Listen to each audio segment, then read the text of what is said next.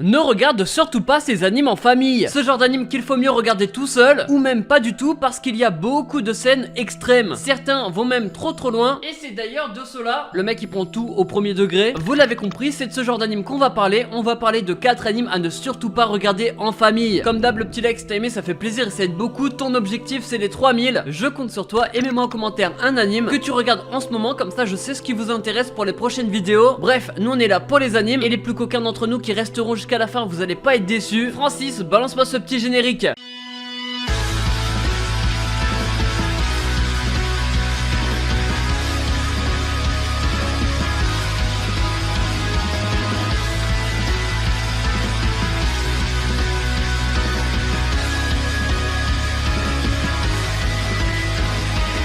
On commence directement avec cet anime qui mélange jeux vidéo, vie réelle, mais également ecchi. Mais alors ça parle de quoi, Courbet?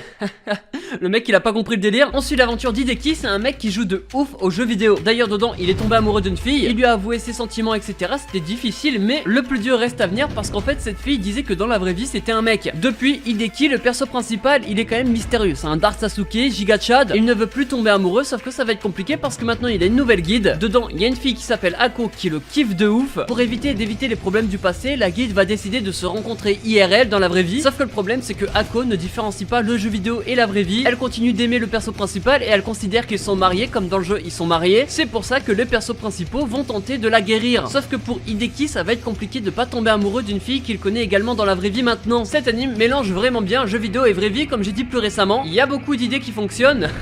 T'as compris? Référence au perso principal. Et en fait il s'appelle ID. Bref, ce qui fait que même si c'est un slice of life, il y a des scènes d'action parce qu'on voit aussi des extraits du jeu. De base dans la guide ils étaient 4, il y avait 2 garçons, une fille et le perso principal. Mais en fait c'était toutes des meufs sauf le perso principal, comme par hasard, c'est un harem. Sauf que vous allez voir, ça va embêter pas mal Aku qui elle du coup aime le perso principal. Elle va être giga jalouse. Et d'ailleurs sa jalousie prend une place importante dans l'anime. C'est peut-être le point négatif, mais sinon j'ai kiffé, c'est une bonne ambiance du début à la fin. Ça reprend parfaitement les codes du genre slice of life, school life. Et chaque personnage a sa propre particularité qui change s'ils sont dans la vraie vie ou dans le jeu vidéo. C'est ça qui rend le truc drôle. Il s'appelle Netoge no Yome, il est dispo sur Crunchyroll et il faut absolument que tu le regardes. Il touchera pour genre comédie, ecchi, romance, school life, slice of life et pour thème école harem, jeux vidéo, otaku et quotidien. Le prochain anime c'est un anime de saison. Lui, ne le regardez pas en famille et ne le regardez pas de tout court. Mais alors ça parle de quoi? Nous on suit l'aventure de Setsu, un mec qui est étudiant banal. Sauf qu'un jour toute sa classe va être invoquée dans un monde fantasy. C'est des héros, ils sont là pour sauver le monde parce qu'il y a une guerre entre les humains, les hommes bêtes et les démons. On apprendra dans le premier épisode que Setsu c'était un gars qui était déjà invoqué 5 ans plus tôt, que ce gars là avait déjà réglé le problème 5 ans plus tôt et qui s'était déjà chié dessus 5 ans plus tôt. Attends mais Francis, t'as vu ça où toi? Bref, du coup il connaît pas mal de gens dans ce monde là et les retrouvailles commencent déjà avec une scène vraiment fan service. Il va donc essayer de sauver le monde à nouveau et cette fois-ci tout seul. C'est un anime avec un perso principal over cheaté, on va pas se mentir, et ça c'est normal parce que c'était le seul gars qui avait réussi à battre le boss, celui qui veut faire la guerre. On l'a déjà vu dans des flashbacks dès le premier épisode. Après à voir si le perso principal reste vraiment tout seul ou est-ce qu'il va y avoir un truc. Quoi qu'il arrive ça reste un anime ecchi, donc c'est sûr qu'il va y avoir des persos féminins et masculins qui vont être là juste pour le genre. Ça va être également un anime romance, donc je sais qu'il est arrivé avec une fille qu'il aime, qui elle comme par hasard a un don dans la magie également. On imagine que ça va être elle qui va être au centre de la romance. La différence entre la première fois qu'il a sauvé le monde et la deuxième fois c'est que là toute sa classe a été invoquée, ce qui va rendre la chose beaucoup plus compliquée pour le perso principal parce que oui il y a des gens à protéger en plus et des gens qu'il connaît dans la vraie vie. Isekai Shukan il est dispo sur Crunchyroll. Il touche pour genre action, aventure, comédie, ecchi, fantasy, romance et pour thème autre monde harem et homme bête ou homme baka desu ne.